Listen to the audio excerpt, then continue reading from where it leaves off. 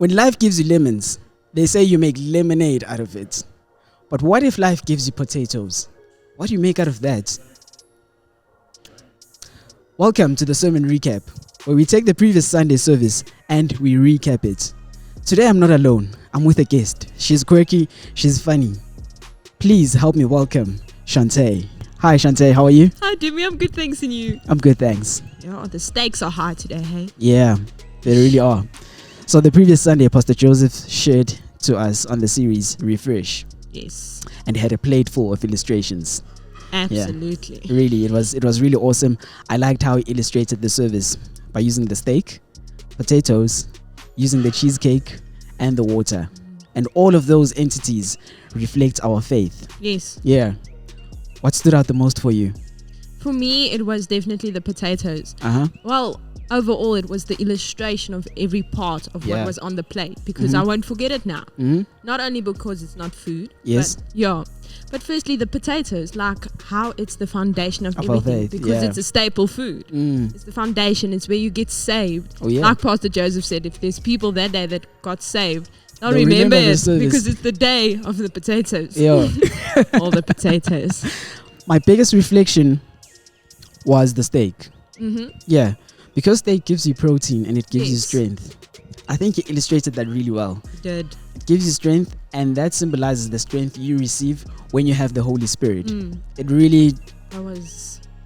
Besides the fact that it made me hungry, but yeah, it really stuck into my head that the strength that we receive from the steak, because it's protein, is the same strength that you receive from the Holy Spirit in our faith. The mistake there was that he didn't give all of us a little bit of steak, you know. He left the congregation out. Because the previous service we had pineapples, you know, while we're sitting in the shade watching the baptisms.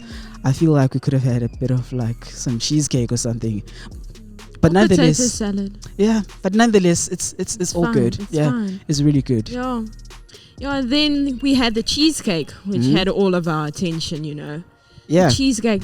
So we all know that cheesecake or dessert is like a comfort food. Oh, you know? Yeah. So and the cheesecake illustrated how when you go to God, you're comforted by Him. And that was just so good to hear. That's a really good illustration. Yes. And he said that those who wait on the Lord shall renew their strength. Yes. So when you wait there comfortably, you know, you sort of like renew your strength. Yes. It's the carbohydrates for me. Yes. Yeah, it gives you that. Yeah.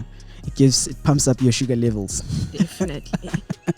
And the water for me was a great symbol because every time when somebody gets baptized, it's a very emotional moment, you know. They want to leave their old life and start a new life with Christ. Yeah.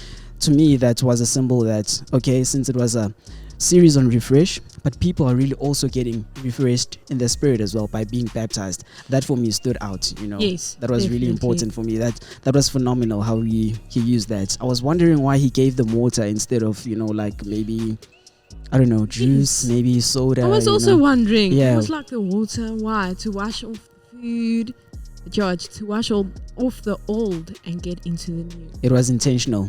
And the best was also, even though if you have been baptized when you were like little, you can be baptized again, just as a symbol of renewing your faith and leaving all the old that you have created again behind. And that was good.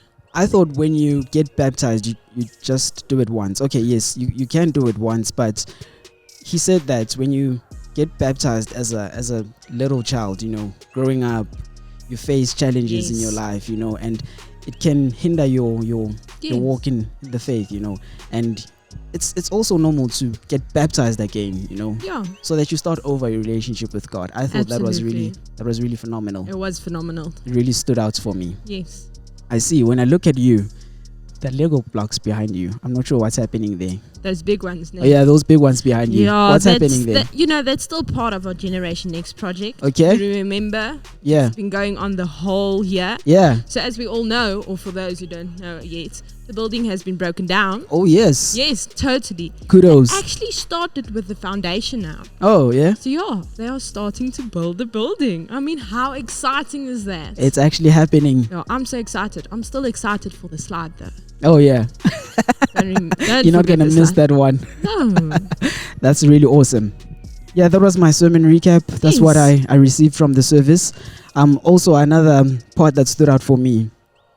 There's something when we sing the song God of Revival. You know, it revives me in the spirit. I think that part for me was quite phenomenal. When we sang that song during praise and worship, it revived me, you know. It sort of refreshed me. But even in the church, I mean, I was standing at the back. It looked like everyone had that revival. They were excited for this something new, something fresh. Yeah. It was amazing to watch. It was really phenomenal. Yeah. And I've got news, Shante. What? Pastor Joseph's sermon was the last sermon of Refresh. We're moving on to a new series. I'm kind of sad about that. Yeah, it's a bittersweet moment. But I'm excited for the new series. I'm also excited about the new series. I'm excited to hear what the new series is and what God wants to say, you know, to people, you know, what He wants to say in our lives. I'm really excited. Yeah. So I can't wait for this Sunday. That was our sermon recap. Thank you for joining us. Please don't forget to like and subscribe to our channel. We will catch you next week for another episode. Thank you for watching. Goodbye. Indan? You don't move. Don't even look at me. How can you make your own bloopers? Yeah, imagine if I plan to say something wrong. You know, the fact that we're making bloopers, we're planning, that's a blooper already. I mean, I can't even remember my jokes. I made so many jokes, it's not even funny. It's about the stakes being high. The potato. You can't forget that it's the potato. Potato. Yes, potato. Potato that eats tomatoes. Since when do a potato eat a tomato? I felt like saying that.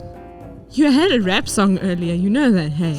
I forgot the lyrics. It was kind of catchy, but it made me hungry. Hallo. Hoe gaan dit? Hallo. Welkom. Ja. Hallo, Demi. Dit gaan goed hier zo. Goed. Oh ja. Die pastoor het gepreek. Okay, let's go.